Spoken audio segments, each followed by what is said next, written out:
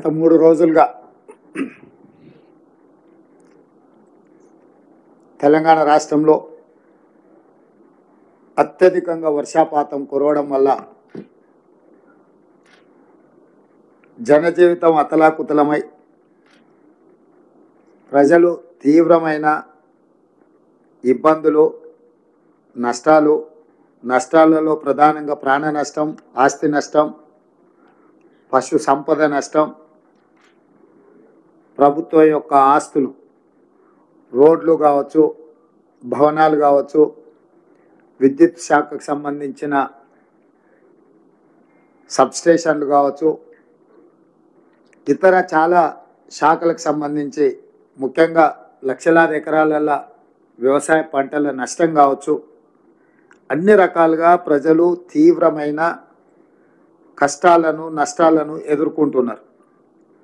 గత 3 రోజుల నుంచి రాష్ట్ర ప్రభుత్వం, అధికారులు, ముఖ్యంగా మంత్రివర్గ సహచరులు, ఉప ముఖ్యమంత్రి గారు కానీ, సాగునీటి పారుదల శాఖ మంత్రి గారు కానీ, R&B శాఖ కానీ, రెవెన్యూ శాఖ కానీ, వ్యవసాయ శాఖ కానీ, మిగతా శాఖలకు సంబంధించిన మంత్రులందరూ కూడా నిత్యం ప్రజలలో ఉండి ప్రజలకు ఒక నమ్మకాన్ని, విశ్వాసాన్ని కల్పిస్తూ ఈ సంక్షోభ సమయంలో ఆ సంక్షోభాన్ని పరిష్కరిస్తూ అధికారులందరినీ కూడా సమన్వయం చేసుకుంటూ సహాయక చర్యలలో రాష్ట్ర ప్రభుత్వం తలమునకలై ఉన్నది. నేను స్వయంగా దాదాపుగా 2 రోజుల నుంచి నిరంతరం చీఫ్ సెక్రటరీ, డీజీపీ, డిజాస్టర్ మేనేజ్మెంట్కి సంబంధించిన అధికారులను, అన్ని జిల్లాల కలెక్టర్లను, ఎస్పీలను, కమిషనర్లను సమన్వయం చేస్తూ వారికి సరైన విధంగా దిశ నిర్దేశిస్తూ దాదాపుగా 48 గంటల నుంచి కంటి మీద కునుకు లేకుండా ప్రభుత్వ యంత్రాంగం అంతా కష్టపడి పనిచేసి ప్రజల్ని ఆదుకొని ప్రజల ప్రాణ నష్టం, ఆస్తి నష్టం లేకుండా చేయాలనే ప్రయత్నం చేసినాం. అయినా దురదృష్టకరం, అందుతున్న ప్రాథమిక సమాచారం ప్రకారం 16 మంది ప్రాణాలు పోవడం కానీ, కొంత పశు సంపద నష్టపోవడం, వేలాది కోట్ల రూపాయల ఆస్తులు నష్టపోవడం, లక్షలాది ఎకరాలలో పంట నష్టం, ఇవన్నీ ఎంత ప్రయత్నం చేసినా ఈ ప్రకృతి మానవ ప్రయత్నాలను అన్నిటిని కూడా కాదని ఈరోజు ఈ నష్టానికి దారితీసింది.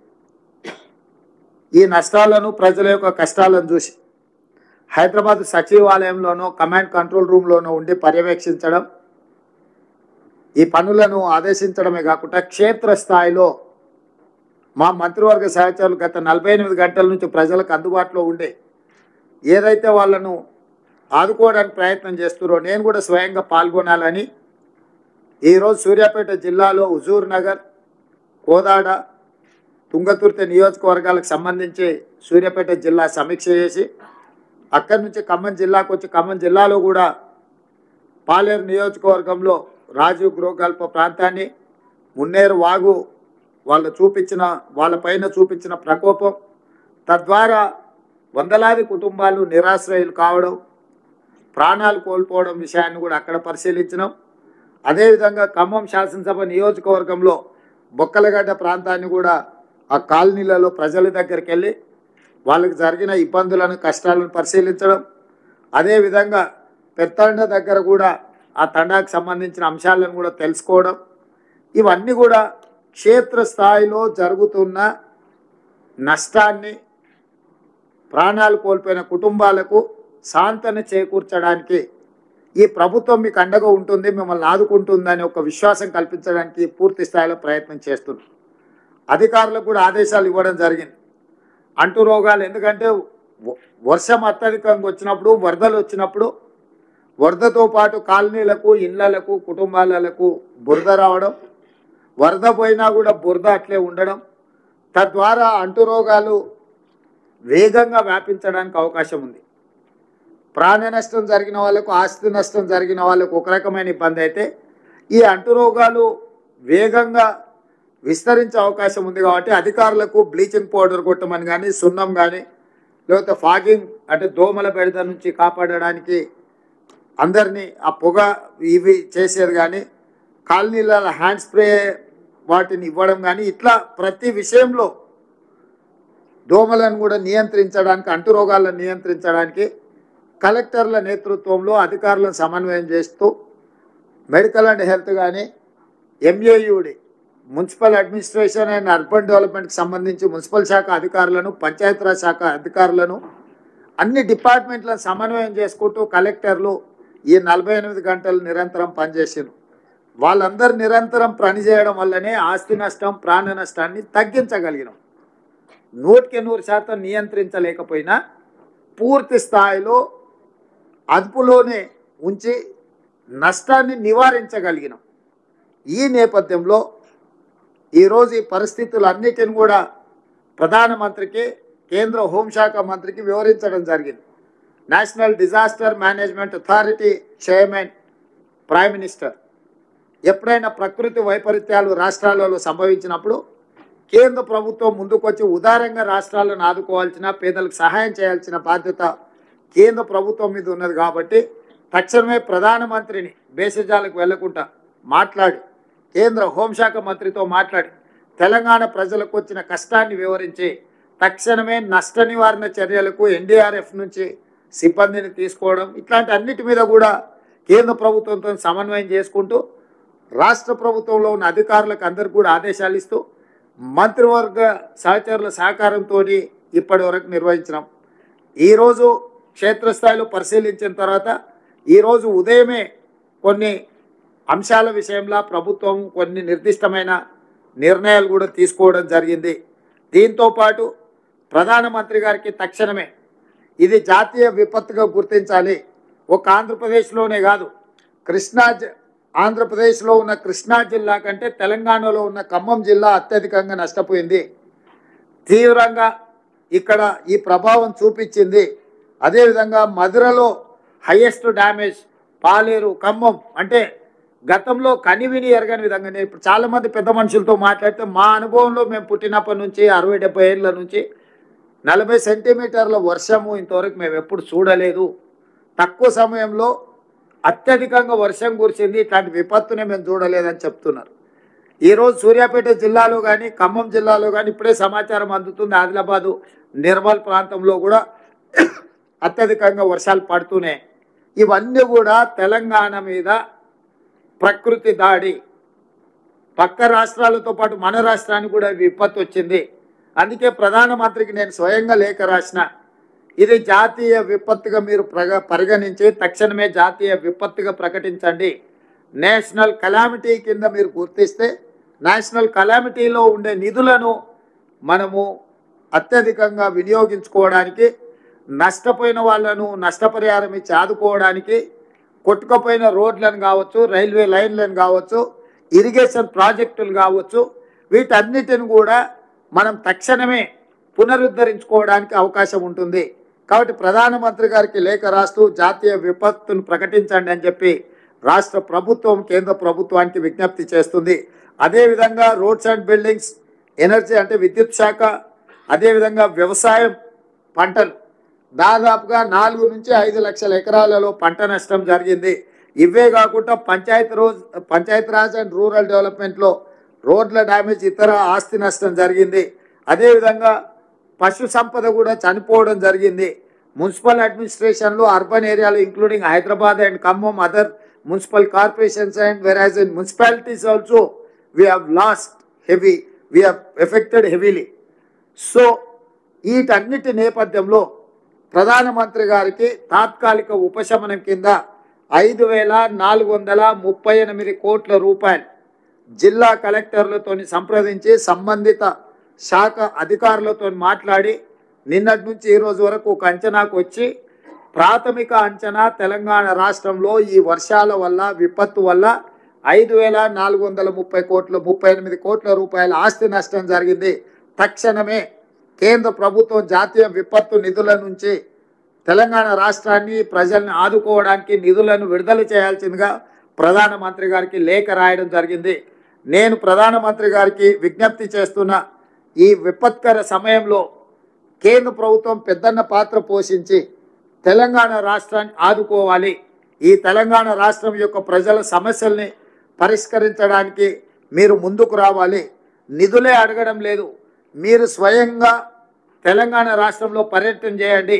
ముఖ్యంగా సూర్యాపేట, ఖమ్మము, ఈ వరంగల్లో, మహబూబాబాద్ కొన్ని ప్రాంతాలలో జరిగిన నష్టాన్ని మీరు స్వయంగా పరిశీలించడం ద్వారా ఇక్కడ ఉన్న నష్టాన్ని, ఇక్కడ ప్రజలకు వచ్చిన కష్టాన్ని మీరు అంచనా చేస్తే తెలంగాణకు రాష్ట్రానికి మేలు జరుగుతుంది, అత్యధికంగా నిధులు వస్తాయని భావిస్తూ ప్రధానమంత్రి గారిని తక్షణమే తెలంగాణ రాష్ట్ర పర్యటనకు రావాల్సిందిగా ముఖ్యమంత్రిగా నేను వారిని ఆహ్వానిస్తున్నాను.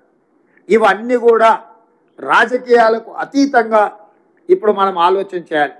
తెలంగాణ సమాజాన్ని, రాజకీయ పార్టీలను, స్వచ్ఛంద సంస్థల్ని, అదేవిధంగా ప్రభుత్వ ఉద్యోగులకు నా విజ్ఞప్తి ఒకటే, ఇది కష్ట సమయము. ప్రజలు కష్టాలలో ఉన్నప్పుడు రాజకీయ ప్రయోజనాల కోసం మనం ఆలోచన చెయ్యొద్దు. వ్యక్తిగత స్వార్థాన్ని వదులుకొని మనం చేయగలిగిన సహాయాన్ని మనం చేయాలి. ఒకవేళ మనకు సహాయం చేయాలన్న ఆలోచన లేదు, దేవుడు అలాంటి బుద్ధి మనకి ఇయ్యనప్పుడు ఫామ్ హౌస్లో మౌనంగా అయినా ఉండొచ్చు, విదేశీ పర్యటనలో విలాసవంతమైన జీవితాన్ని అయినా గడపొచ్చు, కానీ ఉత్తగానే ప్రజల మీద బురద చల్లడానికి ప్రయత్నం చేయకూడదు. ఈరోజు చంద్రశేఖరరావు గారు ప్రధాన ప్రతిపక్ష నాయకుడిగా, పక్క రాష్ట్రంలో కూడా ప్రధాన ప్రతిపక్ష నాయకుడు ప్రజల దగ్గర తిరుగుతున్నాడు. మా షర్మిల గారు గతంలో వర్షాలు వస్తే పక్క రాష్ట్రంలో ప్రజల దగ్గరికి వెళ్ళింది. ఈరోజు నిజంగానే ప్రజలు ఇంత విపత్కర పరిస్థితులు ఎదుర్కొంటున్నాయని బీఆర్ఎస్ భావించినప్పుడు ప్రధాన ప్రతిపక్ష నాయకుడు ప్రభుత్వానికంటే ముందు ప్రజల దగ్గరికి వెళ్ళాలి, ప్రజా సమస్యల్ని ప్రభుత్వానికి నివేదించాలి, ప్రజల యొక్క విజ్ఞప్తులు తీసుకొని ప్రధాన ప్రతిపక్షంగా చంద్రశేఖరరావు గారు ఆ సమస్యల్ని ప్రభుత్వం దృష్టికి తీసుకొచ్చి అవసరమైతే ప్రభుత్వాన్ని నిలదీసినా పర్వాలేదు. ప్రజా సమస్యల పరిష్కారంలో భాగంగా వారు ఫామ్ హౌస్లో నుంచి బయటకు రారు, వారు మౌనం వీడరు. వారు ఎందుకు మౌనముద్ర వహించారో నాకైతే అర్థం కాలేదు. ప్రధాన ప్రతిపక్ష నాయకుడిగా మౌనముద్ర వహించడానికి ప్రధాన ప్రతిపక్ష నాయకుడు హోదా వారికి అవసరం లేదని నేను భావిస్తున్నా. రెండవది కేటీఆర్ గారు, వారు ట్విట్టర్లోనే మాట్లాడుతున్నారు. వారు ఎక్కడుండి మాట్లాడుతున్నారే తెలంగాణ ప్రజలు గమనించాలి. వారు ఈరోజు అమెరికాలో ఉన్నారు, ఆయన ఫ్రెండ్స్తోనే అమెరికాకు పోయాడు. నో ప్రాబ్లం, నీకు ఫ్రెండ్స్ ఉన్నారు, పార్టీలు చేసుకోవాలా, నీకు నీ పర్సనల్ లైఫ్ని సాక్రిఫైస్ చేయమని మేము వివరం అడగడంలే. If you want to enjoy you can enjoy. కానీ నువ్వు అమెరికాలో నువ్వు విదేశీ పర్యటనలో ఉండి నువ్వు లైఫ్ ఎంజాయ్ చేసుకుంటూ ఇక్కడ బురదలో ప్రజల దగ్గర ఉన్న మంత్రులు లేరు. ఖమ్మం జిల్లాలో అసలు ఎక్కడ పోయినరు, 3 మంత్రులు ఉన్నారని ప్రజలలో ఉన్న మంత్రులను పట్టుకొని నువ్వు ఈ దేశంలోనే లేవు. ఖమ్మం జిల్లాలో ప్రజల మధ్యలో ఉండి బట్టి విక్రమార్క గారు, తుమ్మల నాగేశ్వరరావు గారు, పొంగులేటి శ్రీనివాసరెడ్డి గారు 2 రోజుల నుంచి ఇక్కడ సమన్వయం చేసుకొని కష్టపడుతుంటే మంత్రులే లేరు. ఏ రకంగా మీరు కేటీఆర్ గారు మీరు ఏం మాట్లాడుతున్నారో మీకేమన్నా అంటే మీరు హోస్ట్లో ఉండి మాట్లాడుతున్నారా, హోస్ట్లో లేక మాట్లాడుతున్నారా, సమాచారం ఉండి మాట్లాడుతున్నారా, సమాచారం లేకుండా మాట్లాడుతున్నారా నాకైతే తెలియదు. కానీ మీకు తగదు. మీరు అమెరికాలో వండుకుంటూ మీ పర్సనల్ లైఫ్ని మీరు ఎంజాయ్ చేస్తూ ఇక్కడ ప్రజల కష్టాలండి వరదల వల్ల బురదలో కూరుకుపోయిన ప్రజలకు అండగా నిలబడ్డ మంత్రులను బద్నాం చేయాలన్న నీ ఆలోచన నీకు ఎలాంటి ప్రయోజనం చేకూర్చదు. కాబట్టి ఇట్లాంటి చిల్లర ప్రయత్నాలు ప్రతిపక్షం మానాలి. ప్రతిపక్షం బాధ్యతాయుతంగా వ్యవహరించాలి, ప్రభుత్వానికి సూచనలు ఇవ్వాలి, సలహాలు ఇవ్వాలి, కలిసి పనిచేయాలి. విపత్కర సందర్భంలో రాజకీయాలను పక్కన పెట్టి మనందరం కలిసికట్టుగా పనిచేస్తే ప్రజలకు కొంత ఉపయోగం అవుతుంది. ఈరోజు కేంద్ర ప్రభుత్వం దగ్గర మనం నిధులు రాబట్టుకోవాలి. నిధులు రాబట్టుకోవాలంటే పాలకపక్షం, ప్రతిపక్షం అందరూ ప్రజాప్రతినిధులం కేంద్ర ప్రభుత్వానికి విజ్ఞప్తి చేయడమే కాకుండా అవసరమైతే ఒత్తిడి చేసి నిధులు తెచ్చుకుంటే అది తెలంగాణ రాష్ట్రానికి ఉపయోగపడుతుంది. మీరు ఈ విపత్తును జాతీయ విపత్తుగా ప్రకటించమని చెప్పరు. కేంద్ర ప్రభుత్వం నుంచి మనకి ఏం నిధులు కావాలని కేంద్ర ప్రభుత్వాన్ని అడగరు. కనీసం ప్రధాన ప్రతిపక్ష నాయకుడిగా 10 సంవత్సరాలు ముఖ్యమంత్రిగా తెలంగాణ ఉద్యమకారుని అని చెప్పుకునే మీరు తెలంగాణకి ఇంత కష్టం వచ్చి 16 మంది ప్రాణాలు కోల్పోయి, పశు సంపద కోల్పోయి, వేల కోట్ల రూపాయల ఆస్తులు నష్టపోయి, అంటే 20 ఫీట్ల పైన ఇళ్లకు నీళ్ళు వచ్చి ప్రజలు కష్టాలలో ఉంటే కనీసం పలకరించడానికి కూడా మీకు మనస్కరించలేదు. అయ్యో పాపం అని సానుభూతి కూడా మీరు చూపించలేదు. మీరు ఈ రకంగా మాట్లాడితే ఇది తెలంగాణ ప్రజలకు నష్టం చేకూరుస్తుంది తప్ప తెలంగాణ ప్రజలకు ప్రయోజనం ఉండదు. మా ప్రభుత్వం ప్రజల కష్టాలలో ఉన్నప్పుడు కష్టాలను తీర్చడానికి ప్రయత్నం చేస్తుంది తప్ప రాజకీయ ప్రయోజనం కోసం మేము ఆలోచన చేయము. ఈ రోజు నా ప్రయత్నం అంతా ప్రజలకు అండగా నిలబడాలని. నిజంగా వాళ్ళకు వచ్చిన కష్టానికి ప్రభుత్వం ఎంత సహాయం చేసినా తక్కువనే అవుతుంది. ఇవాళ నేను చూసిన రాజీవ్ గృహకల్పలో పోయినా, ఇంతకుముందు బొక్కలగడ్డ ప్రాంతంలో చూసిన వాళ్ళు ఇల్లు సర్వం కోల్పోయారు. ఒకరొకరు 30 ఏళ్ళు 40 ఏళ్ళు కష్టపడి కొనుక్కున్న ఫ్రిడ్జ్లు, టీవీలు, మంచాలు, ఇంట్లో ఉండే బియ్యం, పప్పు, ఉప్పు, బెల్లం, చింతపండు, మంచి నూనె సర్వం నీళ్ళలో కలిసిపోయింది, సర్వం కొట్టుకుపోయింది. తొడుక్కునే బట్టలు, కట్టుకున్న బట్టలు కూడా నీళ్ళలో బురదలు ఊరుకుపోయారు, ఇళ్ళలో బురద నిండిపోయింది. ఈ సమస్యను ఎంత వివరించినా తక్కువనే అవుతుంది వాళ్ళు ఎదుర్కొంటున్న సమస్య. వాళ్ళని ఆదుకోవడానికి అర్జెంటుగా వాళ్ళకి కావాల్సిన తినుబండారాలు కావచ్చు, లేకపోతే క్యాంపులు కావచ్చు. దాదాపుగా 34 క్యాంపులు ఖమ్మం జిల్లాలోనే ప్రజల కోసము ఈరోజు ప్రభుత్వం నిర్వహిస్తుంది. 34 క్యాంపులలో దాదాపుగా 2119 కుటుంబాలు 7467 మందికి రాష్ట్ర ప్రభుత్వం అన్ని రకాల వసతులను ఏర్పాటు చేసి just in one Khammam district, Khammam head క్వార్టర్స్లో. సో ఇట్లా ప్రభుత్వము ఇన్ని మంచి పనులు చేస్తుంటే పాపం ఉపరాష్ట్రపతి వెంకయ్య నాయుడు గారు ముందుకు వచ్చి టోకెన్గా, అంటే నేను మీతోనున్నా అని ఒక నైతిక మద్దతు ఇవ్వడానికి వారు ముందుకు వచ్చి కొంత ఆర్థిక సహాయాన్ని, ముఖ్యమంత్రి సహాయాన్ని ఇచ్చారు. 10 సంవత్సరాలు మినిమం 1,00,000 కోట్లు దోసుకున్న మీరు ఓ 1000 కోట్లు 2000 కోట్లు ఇస్తే మీరు చేసిన పాపాలలో కొంతమైన కడుక్కోవడానికి ఉంటుంది కదా. కేసీఆర్, కేటీఆర్, హరీష్ రావు గారికి అది చెయ్యరు. చిల్లి గవ్వ కూడా ప్రజలకు ఇయ్యరు. కానీ ప్రభుత్వం చేస్తున్న పనులను, ప్రభుత్వం చేస్తున్న మంచి పనిని అభినందించకపోయినా ఈ ప్రభుత్వం మీద ఈ బురద రాజకీయాలే చేయాలని ఆ కుటుంబం ప్రయత్నం చేస్తుంది. కాబట్టి ఈరోజు ఇలాంటి విపత్కర పరిస్థితుల్లో ఒకటి, తెలంగాణ రాష్ట్ర ప్రభుత్వం చేయాల్సిన అన్ని రకాల సహాయాలను తెలంగాణ రాష్ట్ర ప్రభుత్వం అందిస్తుంది. ప్రభుత్వం వెనక్కి పోదు, ఖర్చుల కోసం వెనక్కి పోయేది లేదు. ఈ సంపద పేదల కష్టాలలో ఉన్న వాళ్ళని ఆదుకోవడానికే తప్పకుండా తెలంగాణ రాష్ట్ర ప్రభుత్వం అన్ని రకాలుగా ఆదుకోవడానికి ప్రయత్నం చేస్తుంది. అదే సందర్భంలో తెలంగాణ ప్రజల యొక్క హక్కును కాపాడడానికి కేంద్ర ప్రభుత్వాన్ని జాతీయ విపత్తుగా ప్రకటించాలని 5,438 కోట్ల రూపాయల సహాయాన్ని అందించాలని ఈరోజు కేంద్ర ప్రభుత్వాన్ని మేము అడుగుతున్నాము. ఇదే సందర్భంగా రాష్ట్ర ప్రభుత్వం ఈరోజు ఉదయం అందరితో చర్చించి చనిపోయిన ప్రతి వ్యక్తికి, ఆ కుటుంబానికి 5 లక్షల రూపాయల నష్టపరిహారం ఇవ్వాలని ఈరోజు ప్రభుత్వం నిర్ణయం తీసుకున్నది. పశువులు చనిపోతే 50,000 రూపాయలు ఇవ్వాలని నిర్ణయం తీసుకున్నాం. అదేవిధంగా గొర్రెలు కానీ, మేకలు కానీ ఇట్లాంటివి చచ్చిపోతే 5,000 రూపాయలు ఈరోజు వాటికి ఇవ్వాలని మేము అనుకున్నాం. అదేవిధంగా పంట నష్టం, ఇసుక మేటలు పేరడం కానీ, వర్షం వల్ల కొట్టుకుపోవడం కానీ దాదాపుగా 4 నుంచి 5 లక్షల ఎకరాలు నష్టపోయిందని పత్రికలలో మేము చూస్తున్నాం. నేను రెవెన్యూ అధికారులకు, ముఖ్యంగా కలెక్టర్లకు, రాష్ట్రంలో ఉన్న వివిధ ప్రాంతాల కలెక్టర్లకు, రెవెన్యూ సిబ్బందికి, వ్యవసాయ శాఖ సిబ్బందికి తక్షణమే గ్రామాలలో పర్యటించి క్షేత్రస్థాయిలో అంచనా చేసి ఎన్ని ఎకరాలు పంట నష్టపోయింది, ప్రతి ఎకరాకు 10,000 రూపాయలు నష్టపరిహారం రైతులకు ఇవ్వాలి అని ప్రాథమికంగా ఈ ప్రభుత్వం ఒక అంచనాకు వచ్చింది. ఇదే కాకుండా ఇళ్లలో నీళ్ళు వచ్చి నష్టపోయిన వాళ్లకు తక్షణ ఉపశమనం కోసం పర్టికులర్గా బొగ్గలగడ్డ దండ కానీ, లేకపోతే రాజీవ్ గృహకల్ప ప్రాంతంలో కానీ 10,000 రూపాయలు నగదు వాళ్లకు. ఇది నిజంగా ఏ మాత్రం కూడా వాళ్ళకి జరిగిన నష్టానికి ఇది 1% కూడా కాదు. కాకపోతే అత్యవసరంగా చేతిలో ఖర్చులోకి ఉండదు కొన్నిసార్లు చాలా కుటుంబాలకు. ఎందుకంటే వాళ్ళు రోజువారీగా కష్టపడి సంపాదించుకొని కుటుంబాలను వెల్లదీసే వాళ్ళు ఉంటారు.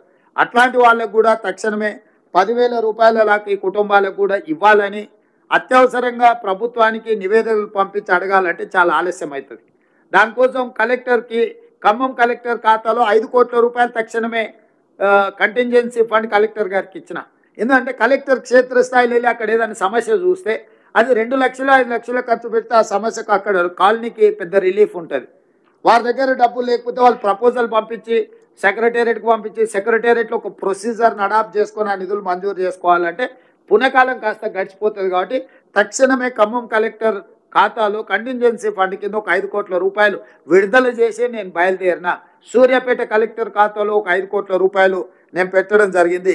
ఇంకా 3-4 ఖాతాల్లో సూర్యాపేట, మహబూబాబాద్, కొత్తగూడెం, ఖమ్మం ఇట్లాంటి కలెక్టరేట్లకు 5 కోట్ల రూపాయల కంటింజెన్సీ ఫండ్ ఆ కలెక్టర్లకు ఇవ్వడం జరిగింది. అత్యవసరంగా కలెక్టర్ డిస్క్రిషనరీ పవర్, ఎక్కడికైనా కలెక్టర్ పర్యటనకి వెళ్ళినప్పుడు ప్రజలు ఆశిస్తారు, కలెక్టర్ గారు వచ్చిందంటే మా సమస్య ఏదో పరిష్కారం అవుతుంది, మాకు ఏదో సహాయాన్ని అందిస్తారు. కానీ ఆ కలెక్టర్ గారు పోయి ఉత్త చేతులతోనే వస్తే ప్రజలు తీవ్ర నిరాశకు లోనవుతారు. అందుకోసమని కలెక్టర్లను ఆ విధంగా కాకుండా కలెక్టర్లను కూడా ఎక్కడికైనా వెళ్తే సమస్యలు పరిష్కరించడానికి వాళ్ళకి 5 కోట్ల రూపాయలు వాళ్ళ ఖాతాలో పెట్టడం జరిగింది. రెండవది, ఇప్పుడు మా కలెక్టర్ గారు చెప్పినట్టు ఇక్కడ సమస్య వచ్చినప్పుడు, బ్రిడ్జ్ మీద ప్రజలు చిక్కుకుపోయినప్పుడు, వరదలో లేకపోతే ఇండ్ల మిద్దె మీద ఉన్నప్పుడు నేషనల్ డిజాస్టర్ రెస్పాన్స్ ఫోర్స్ వచ్చేంత వరకు ఆగాల్సి వస్తుంది. సో కేంద్ర ప్రభుత్వం మీద ఆధారపడితే మినిమం 24 గంటల నుంచి 36 గంటలు అవుతుంది వాళ్ళు వెనక్కి రావడానికి. అందుకే ప్రభుత్వం స్పష్టంగా ఒక నిర్ణయం తీసుకున్నది. నేషనల్ లెవెల్ ఎట్లయితే డిజాస్టర్ రెస్పాన్స్ ఫోర్స్ ఉంటుందో, స్టేట్లో కూడా తెలంగాణ రాష్ట్ర ప్రభుత్వం కూడా సిమిలర్ లైన్స్లో స్టేట్ డిజాస్టర్ రెస్పాన్స్ ఫోర్స్ని ఎస్టాబ్లిష్ చేసుకోవాలని ఒక 8 యూనిట్లను, ప్రతి యూనిట్లో 100 మంది ఉండే విధంగా వాళ్ళ దగ్గర పూర్తి స్థాయిలో సామాగ్రి అంటే బోట్లు కానీ ఇతర సామాగ్రి వాళ్ళకి అందుబాటులో ఉండే విధంగా రాష్ట్రం నలుమూలల 8 ప్రాంతాలలో వాళ్ళు ఉంటే, ఎక్కడ ఏదైనా సంఘటన జరిగినప్పుడు నెక్స్ట్ మినిట్ వాళ్ళు అక్కడికి రీచ్ అయ్యే విధంగా, అక్కడికి చేరుకునే విధంగా రాష్ట్రంలో 8 ప్రాంతాలలో ఈ ఫోర్స్లను కూడా మనం పెట్టాలని ఈరోజు నిర్ణయం తీసుకున్నాం. 10 సంవత్సరాలు గత ప్రభుత్వం ఎన్నిసార్లు వరద వచ్చినా కనీసం SDRFని కూడా పెట్టుకోలేకపోయింది. కనీసం దీనికి ఒక విధానాన్ని కూడా అడాప్ట్ చేసుకోలేకపోయింది. ప్రభుత్వానికి ఒక పాలసీ లేకుండా పోయింది. 10 సంవత్సరాలు వరదలు వచ్చినప్పుడు ప్రజలు కష్టాలు ఉంటే ఏ రకంగా సహాయక చర్యలను అందించాలనో కూడా గత ప్రభుత్వం విధి విధానాలను కూడా తయారు చేయలేకపోయింది. మీ వైఫల్యాలను కప్పుపుచ్చుకోవడానికి మా మీద బురద చల్లితే ఏం ప్రయోజనం ఉంటుంది? ప్రజలకు ఏమైనా ప్రయోజనమా? కాబట్టి ఈ రకమైన విధానపరమైన నిర్ణయాలు తీసుకొని ప్రజలకి అందుబాటులోకి తీసుకొచ్చి అన్ని శాఖలు, పంచాయతీరాజ్ కావచ్చు, నీటిపారుదల కావచ్చు, R&B కావచ్చు, వ్యవసాయం కావచ్చు, MAUD, హెల్త్, డ్రింకింగ్ వాటర్, పశుసంవర్ధక శాఖ, వీళ్ళందరితోని సమన్వయం చేస్తున్నాం. అందరు అధికారులను క్షేత్రస్థాయిలో పనిచేపిస్తున్నాం. ఈరోజు అన్ని రకాలుగా GHMCలో కూడా GHMC కమిషనర్ కావచ్చు, లేకపోతే సైబరాబాద్ కమిషనర్ కావచ్చు, హైదరాబాద్ కమిషనర్ కావచ్చు, అదర్వైజ్ రాచకొండ కమిషనర్ కావచ్చు, వీటన్నిటి ఏరియాల హైడ్రా కూడా playing a crucial role.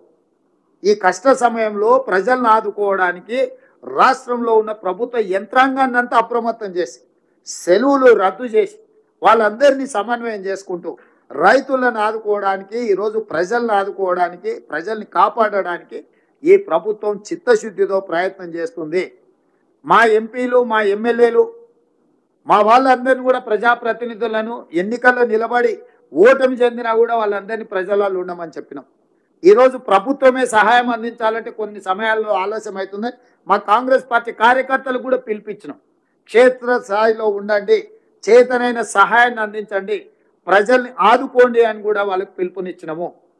So ఈ రకంగా ప్రజల్ని ఆదుకోవడానికి అవసరమైన నిర్ణయాలను అన్నిటిని కూడా ఈ ప్రభుత్వం తీసుకుంది. మాకు ఎలాంటి బేసిజాలు లేవు. ప్రతిపక్షంగా మీరు ఏదైనా ప్రజలకు ఉపయోగపడే సూచన చేయండి, ఈ ప్రభుత్వం అమలు చేస్తుంది.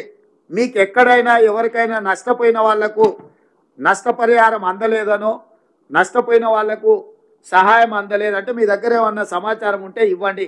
అదేవిధంగా ఇండ్లు కోల్పోయిన వాళ్ళకు, పక్కా ఇండ్లు ఉండి కూలిపోతే అర్హులైన వాళ్ళకి ఇందిరమ్మ ఇండ్లు ఇస్తాం.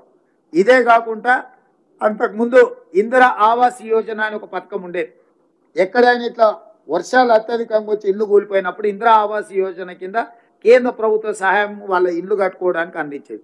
ఇప్పుడు అది ప్రధానమంత్రి ఆవాస్ యోజనగా మార్చి 5 లక్షల రూపాయలు కేంద్ర ప్రభుత్వం ఇట్లా ఇల్లు కోల్పోయిన వాళ్ళకు కూడా సహాయం అందించమని ఈరోజు కేంద్ర ప్రభుత్వాన్ని డిమాండ్ చేసినాం. కేంద్ర ప్రభుత్వానికి నివేదికలు పంపిస్తున్నాం. నేను కలెక్టర్లకి, అధికారులకు నా సూచన ఏంటంటే, ఈ రకంగా నష్టపోయిన వాళ్ళందరి వివరాలు సేకరించండి. వాళ్ళకి సంబంధించిన రేషన్ కార్డు కానీ, ఆధార్ కార్డు కానీ, వాళ్ళు కోల్పోయిన ఇల్లు కానీ, కోల్పోయిన ఆస్తి కానీ, ఈ వివరాలన్నిటిని కూడా నమోదు చేసి నివేదిక తయారు చేస్తే, ఆ నివేదిక మా దగ్గర ఉంటే కేంద్ర ప్రభుత్వాన్ని సహాయం అడగడమే కాకుండా రాష్ట్ర ప్రభుత్వం అందించే సహాయాన్ని కూడా ఒక క్రమ పద్ధతి ఉంటుంది, ఒక విధి విధానం ఉంటుంది. కాబట్టి దయచేసి ఇమ్మీడియట్గా రెస్క్యూ ఆపరేషన్లలో ఉండడం, రెండవది రిస్టోర్ చేయడానికి అవసరమైన పనులు చేయడము, మూడవది రిపేర్స్ చేయడము, నాలుగవది జరిగిన నష్టాన్ని అంచనా వేసి రాష్ట్ర ప్రభుత్వానికి నివేదిక ఇవ్వడము. ఈ రకంగా జిల్లా యంత్రాంగం అంతా రాబోయే ఇంకొక 4-5 రోజులు కూడా మీరు కష్టపడి గత 2 రోజుల నుంచి 3 రోజుల నుంచి మీరు ఎట్లయితే అప్రమత్తంగా ఉండి ఆదుకున్నారో రాబోయే 5-6 రోజులు కూడా అధికారులు నిరంతరం అప్రమత్తంగా ఉండాలి. మీరు అప్రమత్తంగా ఉండడం వల్లనే ఈరోజు ప్రాణ నష్టం, ఆస్తి నష్టం చాలా వరకు మీరు నియంత్రించగలిగినారు. రాబోయే 5-6 రోజులు కూడా మీరు ఇదే పద్ధతిలో కష్టపడాల్సిన అవసరం ఉంది. అన్ని శాఖల అధికారులకు, అన్ని శాఖల మంత్రులకు కూడా నేను సూచన చేస్తున్నా, మీ శాఖలకు సంబంధించిన అధికారులందరినీ కూడా సమన్వయం చేసుకోండి. ఎక్కడైతే పెద్ద ప్రమాదం లేదనుకుంటారో, అవసరం అనుకుంటే ఆ ప్రాంతంలో ఉండే అధికారులను ఎక్కడైతే తీవ్రమైన సమస్య ఉందో అక్కడికి తీసుకురండి. తాత్కాలికంగా వాళ్ళ 4 రోజుల, 5 రోజుల, వారం రోజుల అవసరమైతే వాళ్ళని ఇక్కడికి తీసుకొచ్చి ఇక్కడ వాళ్ళను ఈ పనులలో నిమగ్నం చేసి ఆ నివేదికలు తయారు చేస్తే కేంద్ర ప్రభుత్వం, రాష్ట్ర ప్రభుత్వం కలిసి ప్రజలను ఆదుకోవడానికి అవకాశం ఉంటుంది.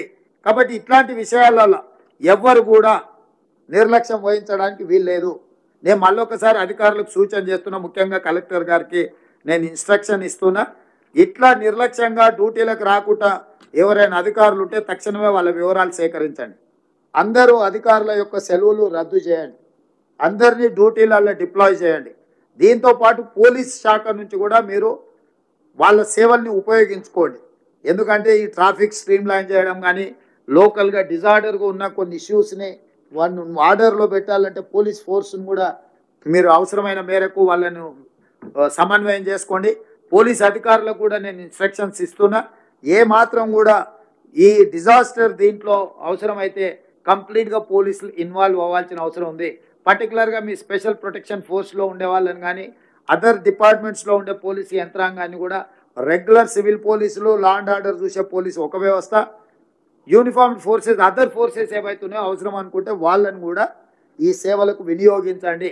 మనం ప్రతిసారి కేంద్ర ప్రభుత్వం వైపు, నేషనల్ డిజాస్టర్ వైపు చూడడం కానీ, లేకపోతే అదర్ ఫోర్సెస్ కోసం మనం ఎదురు చూసుకుంటూ కూర్చుంటే వాళ్ళు రావడం ఆలస్యం అవుతుంది. కాబట్టి రాష్ట్ర ప్రభుత్వ పరిధిలో, ఎందుకంటే రీసెంట్గా మనము ఫైర్ డిపార్ట్మెంట్లో కూడా హండ్రెడ్స్ ఆఫ్ రిక్రూట్మెంట్స్ చేసినాం. ఇంతకుముందు ఫైర్ డిపార్ట్మెంట్లో పెద్దగా సిబ్బంది లేరు. దాదాపుగా నాకు తెలిసి ఈ మధ్యలోనే నేను 2000 రిక్రూట్మెంట్ మొన్ననే పాస్అవుట్ పరేడ్ కూడా నేను పోయి చేస్తున్నా. వాళ్ళ దగ్గర సిబ్బంది ఉన్నారు. ఫైర్ డిపార్ట్మెంట్ను కూడా అడిషనల్ డీజీ నాగిరెడ్డి గారు కూడా నేను ఇన్స్ట్రక్షన్స్ ఇచ్చిన, కలెక్టర్ గారు మీకు ఏదైనా అవసరం అనుకుంటే ఫైర్ డిపార్ట్మెంట్ను కూడా ఫోర్సెస్ డ్రా చేసుకొని వాళ్ళ దగ్గర సఫిషియంట్ ఫోర్స్ ఉన్నది. కాబట్టి మీకు ఏ డిపార్ట్మెంట్ నుంచి ఫోర్స్ కావాలన్నా, సపోర్ట్ కావాలన్నా, ఫైనాన్షియల్ అసిస్టెన్స్ కావాలన్నా, you send me a report directly. I will see that it can through. So మీరు రొటీన్ ప్రభుత్వ విధానం ప్రకారం ఒక ఫైల్ తయారై క్లర్కు, సెక్షన్ ఆఫీసర్ ఆ పైన అట్లా సెక్రటేరియట్కి వచ్చి నాకు చేరి నా నుంచి తీసుకొని వచ్చేవరకల్లా చాలా సమయం పడుతుంది. అట్లా కాదు, మీరు ఏది ఉన్నా డైరెక్ట్గా నివేదికలు చేసి స్పెషల్ మెసెంజర్ను పెట్టి డైరెక్ట్ చీఫ్ సెక్రటరీ దగ్గరికి పంపండి. ప్రభుత్వంలో ఆర్థిక మంత్రి గారు నేను అక్కడ కూర్చొని అక్రాస్ ద టేబుల్ అప్పటికప్పుడు మంజూరు చేయాల్సినవి చేస్తాం. మిగతా అప్రూవల్స్ ఏమన్నా చేసుకునేది ఉంటే మనం తర్వాత అయినా అప్రూవల్స్ తీసుకుందాం. దీంట్లో ఏ మాత్రం కూడా ఛాన్స్ తీసుకోవడానికి లేదు. ఇది ఎప్పుడో ఒకసారి వచ్చే విపత్తు. ఈ టైంలో ప్రజలకు మనం అండగా నిలబడాలి. ఇది మన బాధ్యత. ఈ బాధ్యతలో మన అందరం కలిసికట్టుగా ఒక సమన్వయంతో ముందుకెళ్ళాలి. పని చేయడం ఒక ఎత్తు అయితే సమన్వయం చేసుకోవడం రెండో ఎత్తు. సమన్వయంతో చేస్తే ఎక్కువ సమస్యలు పరిష్కారం అవుతాయి. కాబట్టి దయచేసి అన్ని డిపార్ట్మెంట్ అధికారులకు, మంత్రులకు నా సూచన, సమన్వయంతో ముందుకు వెళ్ళాలి. మీడియా కూడా సహకరించాలి. మీకు వచ్చిన సమాచారం ఏదన్నా ఉన్నా ప్రభుత్వం దృష్టికి, అధికారుల దృష్టికి తీసుకురండి.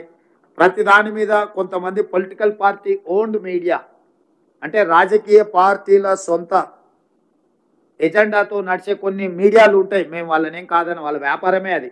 వాటిని మేము మీడియా అనదలుచుకోలేదు. ఆ వ్యాపార సంస్థలు వాళ్ళ దగ్గర అక్రమంగా సంపాదించిన సొమ్ము ఉంది. టీవీలు పెట్టుకుంటారు, పేపర్లు పెట్టుకుంటారు, వాళ్ళకి ఇష్టం వచ్చింది రాసుకుంటారు. మేము మోర్ డెమోక్రటిక్ అండ్ ప్రజాపాలన కాబట్టి మేము పెద్దగా వాళ్ళని ఏం అంటలేము. అనదలుచుకుంటే పెద్ద విషయం కాదు. కాకపోతే అనదలుచుకోలేదు. సరే, వాళ్ళు చేసే ప్రయత్నాన్ని ప్రజలు నిశ్చితంగా గమనిస్తూనే ఉంటారు. ప్రజలు దానికి సంబంధించి చెప్పాల్సిన సమయంలో 2 సార్లు అసెంబ్లీలో, పార్లమెంటులో ప్రజలు స్పష్టమైన తీర్పు చెప్పినారు. ఇప్పటికైనా వాళ్ళ పోకడ, వాళ్ళ వ్యవహారం మారకపోతే ఆ మాత్రం కూడా ఉండరు. ఆయన అక్కడనే ఉంటాడు, పోయిన దగ్గరనే ఉంటాడు. ఇద్దరు బయటికి రారు. ఇట్లనే వ్యవహారం చేస్తే అంత మాత్రం నేను ఖచ్చితంగా చెప్పగలను. ఇంత ఈ సమావేశంలో పాల్గొన్న వాళ్ళందరూ కూడా ఒక ఆలోచనతోని ప్రజలకు ఉపయోగపడాలనేదాంతో ఈ మందిరం నుంచి వెళ్ళండి. నేను స్వచ్ఛంద సంస్థలకు, పరిశ్రమలకు కూడా ప్రధానంగా తెలంగాణ రాష్ట్రంలో వ్యాపారం చేస్తున్న పెద్ద పెద్ద సంస్థలు ప్రజలకు సహాయాన్ని అందించడానికి ముందుకు రావాలి. మీరు చేయగలిగిన ఏమైనా సహాయం ఉంటే అది మంచిది. కాబట్టి తప్పకుండా మీరు ముందుకు రాండి. సరిగా కొన్ని పార్టీలే పాంప్లెంట్స్ రాసుకునే, పత్రికల పేరు మీద పాంప్లెంట్స్ రాస్తుంటారు. వాటి గురించి ఏం పట్టించుకోవద్దు. నేను ముఖ్యంగా ఖమ్మం జిల్లా మంత్రులకు నేనే స్వయంగా చూస్తున్నా. మీరు సగం రాత్రి కూడా ప్రజలలో ఉన్నారు. వాళ్ళు ఎవరో రాసిందనో, వాళ్ళు ఎవరో మాట్లాడుతున్నారనో మీరేం పట్టించుకోవాల్సిన పని లేదు. మనస్ఫూర్తిగా తుమ్మల గారిని, బట్టి గారిని, పొంగులేటి గారిని, పెద్దలు ఉత్తమ్ కుమార్ రెడ్డి గారిని, వారు యాక్చువల్గా ఢిల్లీలో ఉండే ప్రీ ఎంగేజ్డ్ ఇతర కార్యక్రమాలలో వారు బిజీగా ఉన్నారు. రాత్రి ఉట్టిన సూర్యాపేట జిల్లాలో ఉన్న అత్యధిక వర్షం వల్ల వారు ఎంబడే వచ్చి సూర్యాపేట చేరి వాళ్ళు క్షేత్రస్థాయిలో వాళ్ళందరూ కష్టపడుతున్నారు. నా మంత్రివర్గం నేను ఆశించిన దానికంటే చాలా ఎక్కువ కష్టపడి ప్రజలకు అందుబాటులో ఉన్నారు. వాళ్ళని అభినందిస్తూ ఇంకా ముందు కూడా బాధ్యతాయుతంగా పనిచేస్తాము. ఎవరో ఏదో అంటూరని పని చేయకుండా పోము. అందుకే చాలామంది నన్ను అన్నారు, సార్ నువ్వు ఇప్పుడు వెళ్తున్న ప్రజలు కోపంలో ఉంటారు, బాధలు ఉంటారు, ఏదో అంటారు అని. ప్రజలు బాధలు ఉన్నప్పుడే కదా వాళ్ళ దగ్గరికి వెళ్ళాల్సింది. బాగున్నప్పుడు మనం పోయి చేసేదేముంది? బాగున్నప్పుడు వాళ్ళ సంతోషంలో వాళ్ళే ఉంటారు. మనమేం పెద్దగా వెళ్ళాల్సిన పని లేదు. బాధలు ఉన్నప్పుడే ప్రభుత్వం నేను ఉన్నా అని వాళ్ళ దగ్గరకు పోవాలి. అందుకే నేను ఖమ్మం జిల్లాకు వచ్చిన నైతాల్టు మీ దగ్గరనే ఉంటారు. రేపు పొద్దుగా లేచి మిగతా కొన్ని ప్రాంతాల్లో రేపు సాయంత్రం వరకు ప్రజల దగ్గరనే ఉండి ప్రజల సమస్యలు కనుక్కొని కల్లారో చూస్తే నాకు కూడా కేంద్ర ప్రభుత్వానికి, ప్రధానమంత్రికి వివరించడానికి అవకాశం ఉంటుంది. నాకు కూడా నిర్ణయం తీసుకునేటప్పుడు కొంత మనసాక్షి అనేది పనిచేస్తాను. నేను కళ్ళతో చూడకపోతే ఏమవుతుందంటే ఎవరో చెప్పేదాన్ని చూస్తే మనకంత దాన్ని ఎఫెక్ట్ లిమిటెడ్గా ఉంటుంది.